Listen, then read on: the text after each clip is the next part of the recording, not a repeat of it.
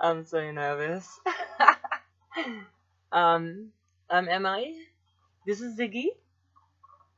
Kind of a package deal, so sometimes you might see him in my videos that I'm shooting at the moment. I was told about this amazing project by Laura, who works at Mental as Anything, and then talked to a bit more from Nadine and discovered that I really need an outlet like this. So thank you so much for putting me onto it. I for the past 3 weeks I've been detoxing, organizing rehab for a pretty wild addiction to methamphetamine that's hit me for the past 7 months. Prior to that, still had a history of it as well.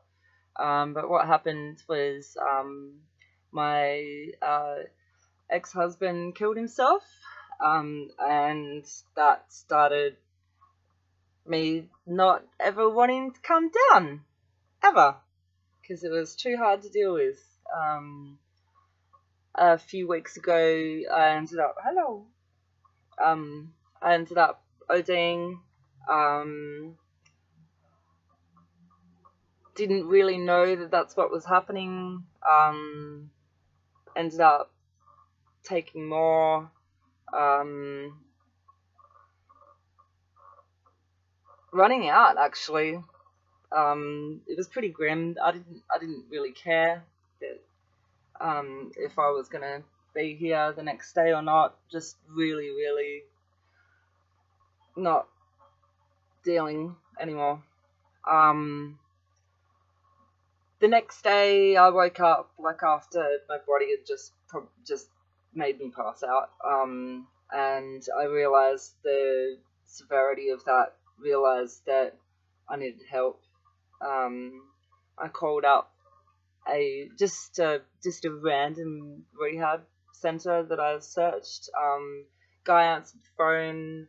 Funnily enough, he actually grew up in the same town that I grew up in. Started taking drugs in the rave scene there.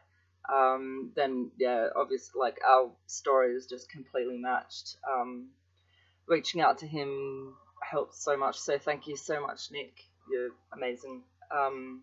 He made it very important that I contact my family, which I did, and it was probably the hardest thing I've ever had to do, but amazingly enough, they were fully supportive. They were happy that I'd contacted them, so please, if anyone's going through the same thing, please know your family is they would prefer to know. It also helps to have some accountability for your actions,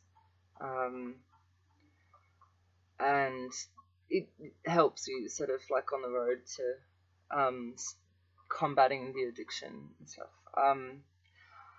Anyway, so I struggle pretty much every day with this. Grief is a really hard beast to deal with, and the depression related to it. It's just if you don't seek the proper help,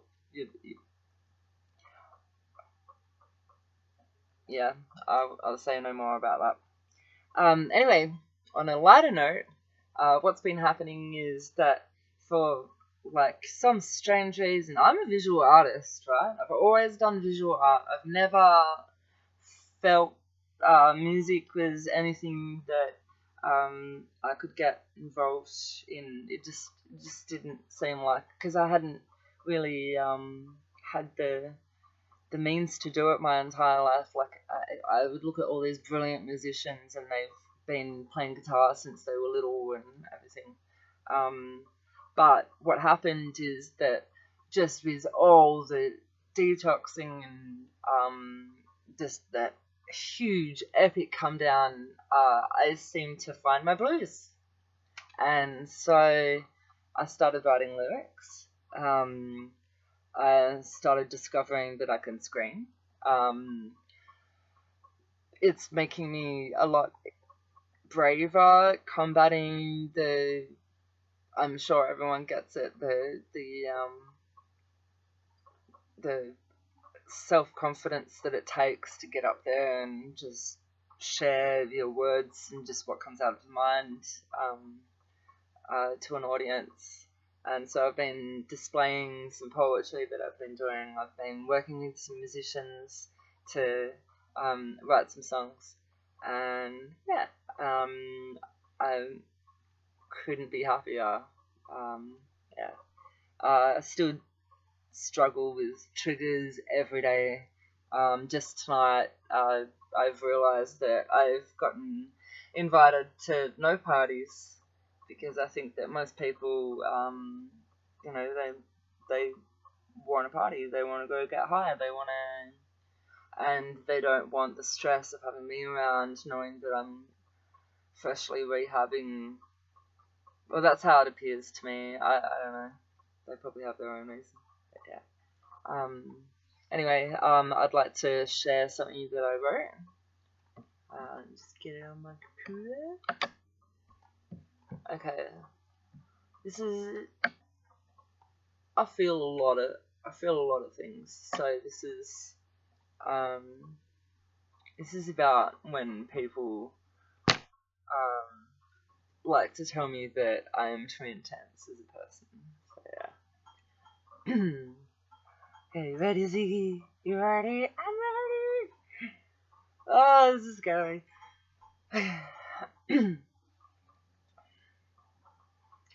When I'm told that I wear my heart on my sleeve, I have to laugh. I'm like, mate. My heart feels like a giant old feral back patch, constantly popping its stitches, always lovingly fixed, as pointless as it may seem to some. All mangled and gross from years of getting pushed and shoved against by sweaty bodies at shows, not realizing it's there. Unpicked by me in times of defiance, left sitting on a bench in my workshop gathering filth, coffee and beer stains, the crud of existence when life passes me by. Then search for frantically at 3 a.m. on a lonely, scattered morning in tears and panic after that wild, self-destructive night, trying to fly colours of a different kind, and then when found, it's right in the place it should have been all along. Faithful scrap of shit, daring to be pronounced rubbish and tossed away. Faded over time, desperately revamped to appear fresh and new.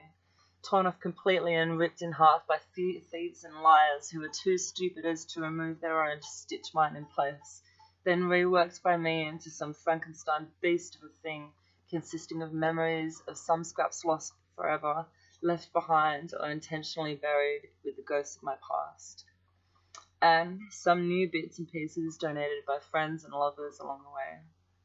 Sometimes not accessing the proper tools to be fixed properly, so it breaks apart entirely again, ridiculed as disgusting and smelly by those too ignorant to care for its journey, complimented by those who see beauty in the scarred stitching it now bears, lost entirely more than a few times on a whim, during a night out too wasted to care. But identified as mine and returned to me every time so far, touch wood. Not yet retired and hung up for good, still proudly displayed for all its beautiful ugliness. Sometimes begrudgingly, but if it wasn't, I would never have been able to identify my tribe in a crowd all of these years. Yeah, so thanks. That's kind of become my outlet. Yeah, I love it. Looking forward to making more videos. Thanks, guys.